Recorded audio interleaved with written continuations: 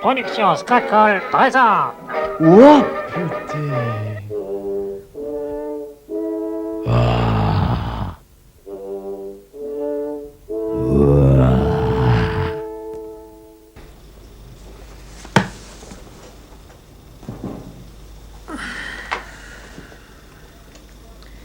Je vous parle d'un temps que les moins de 20 ans ne peuvent pas connaître. Ce temps, c'est celui où tout l'Ouest, de l'Arizona au Texas, était comme embrasé par un feu de folie et de violence.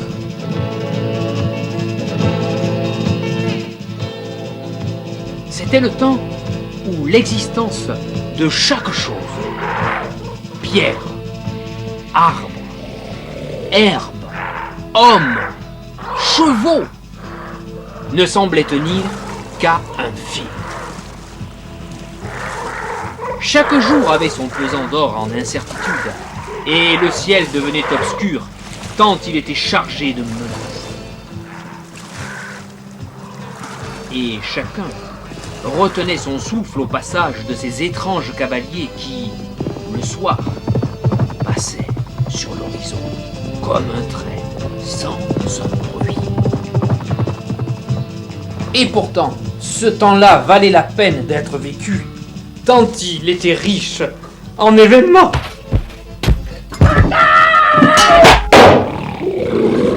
L'histoire que je vais vous raconter, madame, mademoiselle, monsieur, c'est l'histoire d'un village de l'Ouest, pas comme les autres. Santa Sanca, modeste petit village d'éleveurs et d'artisans du cuir. Situé jadis tout près de la frontière du Nouveau-Mexique, et qui s'étend actuellement sur des kilomètres. Santa Sanca, qui vécut une bien curieuse et extraordinaire aventure, dont voici le récit.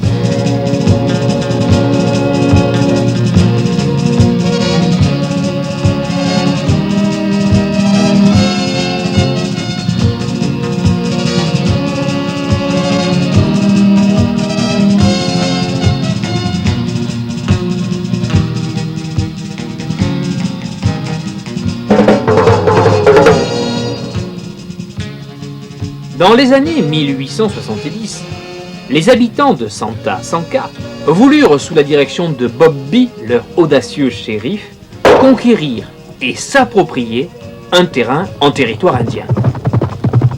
Ce terrain devait être aménagé pour faire passer le train de la compagnie Elko Midwest, qui donnerait ainsi un nouvel essor à l'économie du pays. Bob B décida de ne pas recourir à la cavalerie, désirant éviter de nouveaux massacres inutiles. Le 16 avril 1875, Pat Staga, adjoint du shérif Bob B, arriva à proximité du village de Santa Sanca, seul, à cheval. Et en dépit du dur combat qu'il venait de mener, son allure était toujours aussi franche et décidée. Pat Staga s'efforça de raconter à ses amis les péripéties du dernier combat qu'il livra aux Indiens. Au revoir. C'est incroyable. Quelle audace ces Indiens. J'ai jamais vu ça à 25 ans de carrière. C'est vrai, hein? Il fallait une solution. Je comprends que ouais. C'était Johnny Marcel. Voilà. Johnny Marcel, l'homme qui connaissait parfaitement bien les Indiens, pour avoir participé dans sa jeunesse à leur stage de tissage d'été. Johnny Marcel, l'ami des Indiens.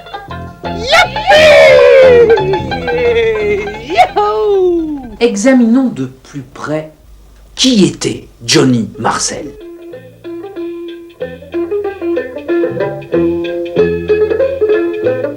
Fils d'une modeste famille de fermiers de l'Alabama, cet homme, n'ayant apparemment pas les dispositions pour devenir un héros, avait su cependant se faire apprécier de la population pour son courage, sa perspicacité et son sens du devoir.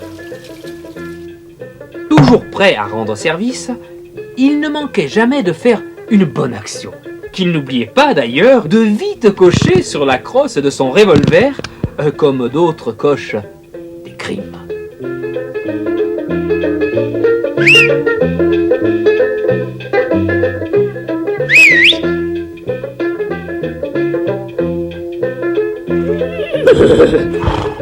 Il faut dire qu'il avait de qui tirer le Johnny Marcel, avec sa bonne maman, Madame Marcel, autant experte pour manier les confitures que la carabine Winchester à grenaille de fer.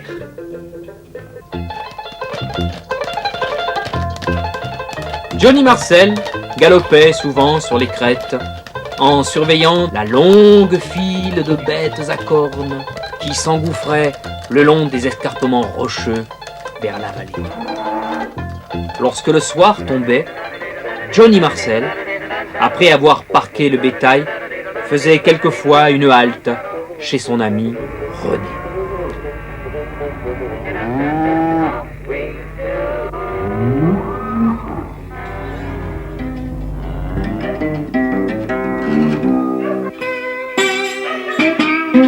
Dis-moi, tu crois vraiment que les Chica Chica sont capables d'attaquer Santa Sanka?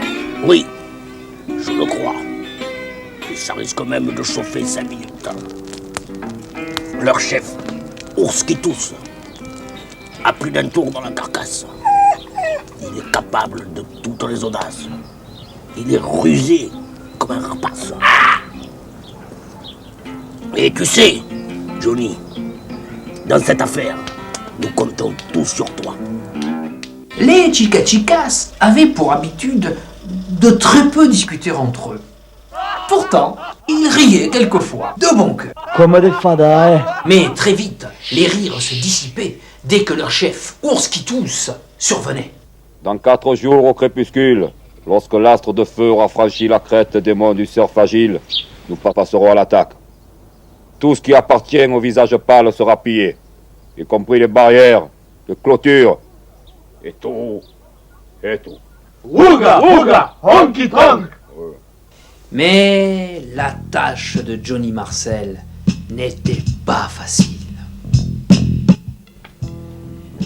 Il devait compter avec la redoutable bande de pillards du rusé Ralph McCullough.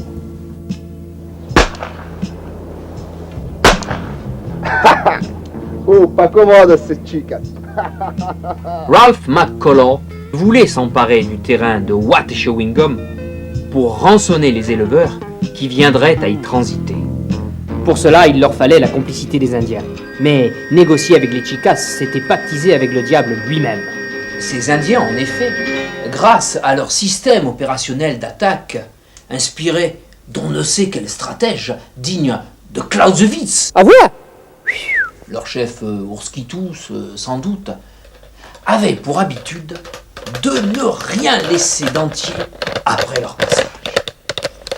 Avec de tels gens, Ralph McCullough estima qu'il fallait très prudemment négocier. Et la tâche des bandits non plus n'était pas facile.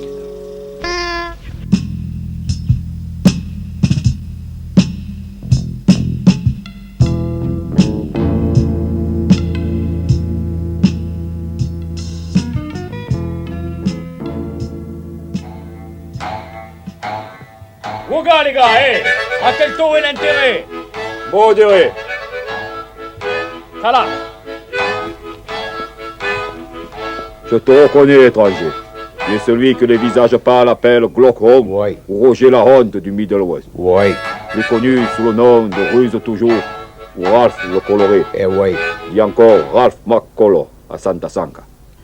Chez nous, nous t'appelons le renard du désert du Dakota Sud, ou Dakotax Max l'audacieux.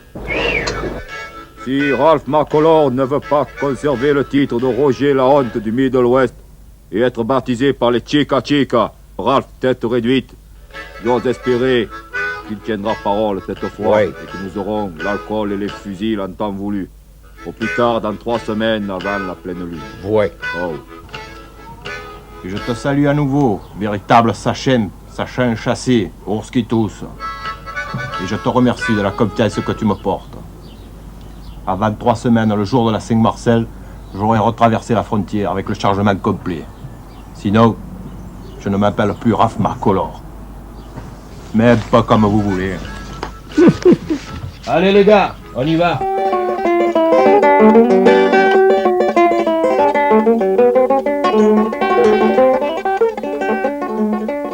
Ah, qu'est-ce beau!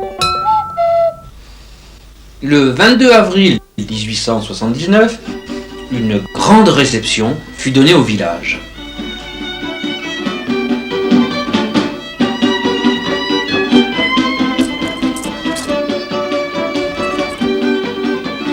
C'était en l'honneur de l'anniversaire des 30 ans de mariage de Monsieur et Madame Mourgue, les parents de Toinette, la petite blanchisseuse de Santa Sanca. Tandis que Johnny Marcel et ses amis s'en donnaient à cœur joie dans Santa Sanca en fête, et que rien ne paraissait troubler la quiétude du village en cette tiède après-midi d'avril, l'arrivée impromptue de 3 cavaliers à l'entrée de la ville créa quelque peu le trouble dans les esprits. Caramba! Mon Dieu, il y a les bandits sont là. Oh,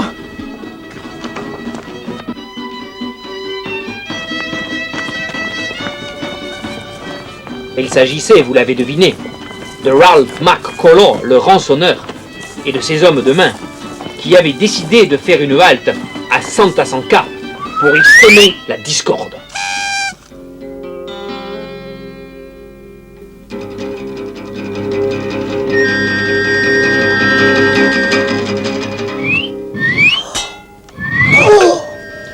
C'est déconné quand même.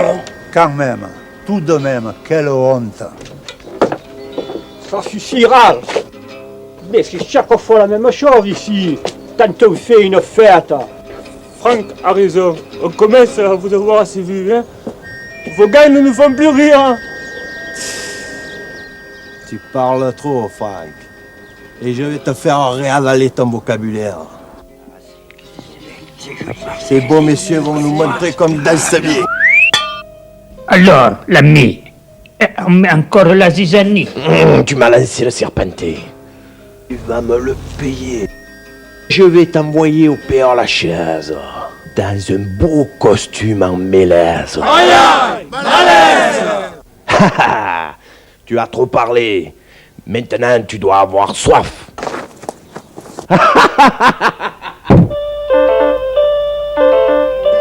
Let me tell you something, man. I'm not the kind of man you can do that to me.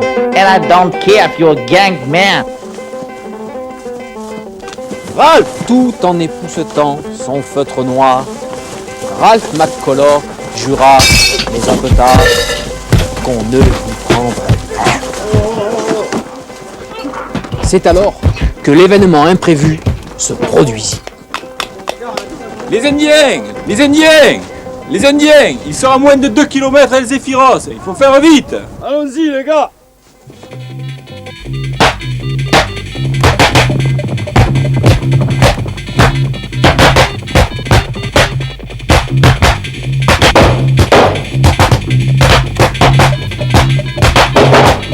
Io tu, e tu, io tu, e tu.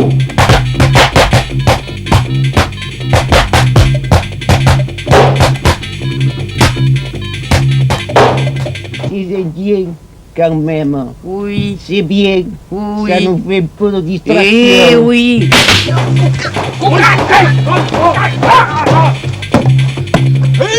Cette attaque coutumière des Indiens Chicachicas, par exemple, mais également de bien d'autres peuplades comme les Sioux, les Vikings, les Kalmouks, avait plus pour but de saper le moral des habitants du village plutôt que de détruire. Vous vous êtes fait avoir comme le ver de terre sous le mocassin rouge du guerrier. Tâchez d'écraser ces chiennes de porcelaine, ou ça va barder 5 minutes. Allez, hop!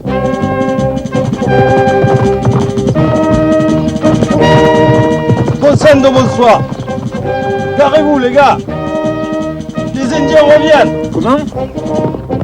Je dis, les Indiens reviennent. Coucaille!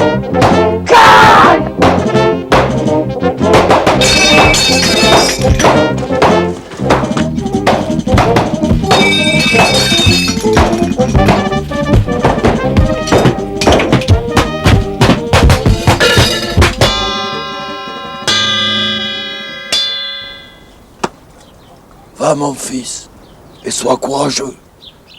Les Indiens sont farouches. Ne t'inquiète pas, père. Je reviendrai victorieux.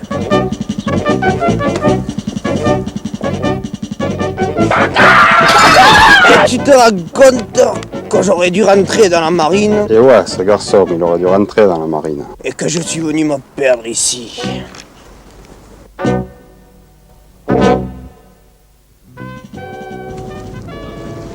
N'oubliez pas de faire pisser le chien.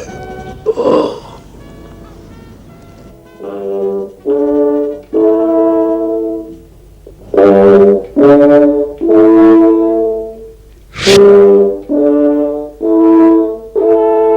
Soudain, alors que la lutte fait rage, la trompette retentit.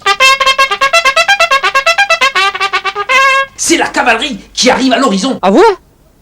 Elle était dirigée par le colonel Mac Racolage, ancien aide de camp du général.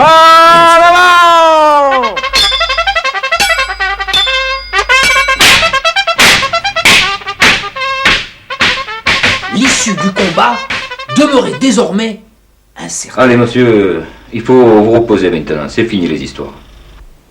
Et on nous a encore fait venir pour rien. On est venu trotter un rêve. I came here to work seriously.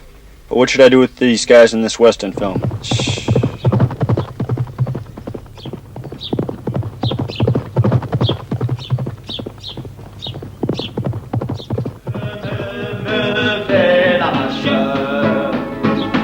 Qui fait le chemin?